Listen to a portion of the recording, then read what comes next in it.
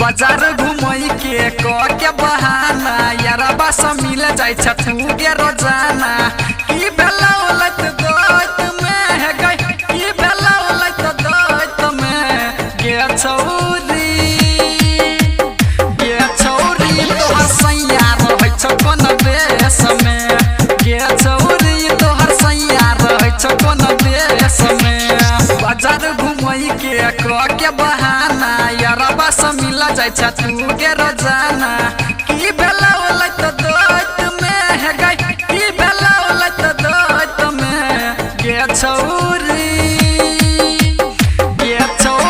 तोहर सैया रहै छ कोन देश में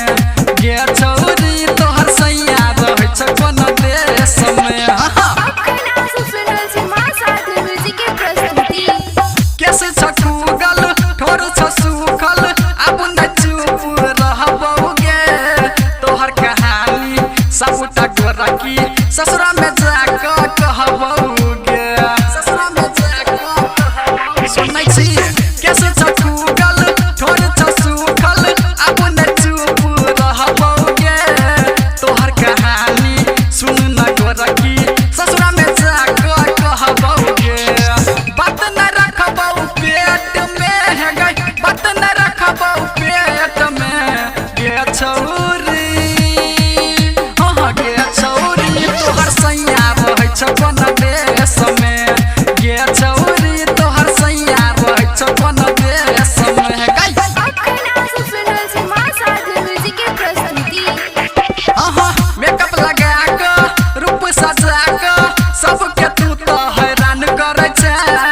गायकी रिसना के तू गोरकी आई कल बड़ा परेशान करे छ सुन ना मेकअप लगा के रूप सजा के सबके तू तो हैरान करे छ गायकी रिसना के तू गोरकी आई कल बड़ा परेशान करे छ देखने रहियो खेत में है गई देखने रहियो खेत में गे छौरी गे छौरी तोहर सैया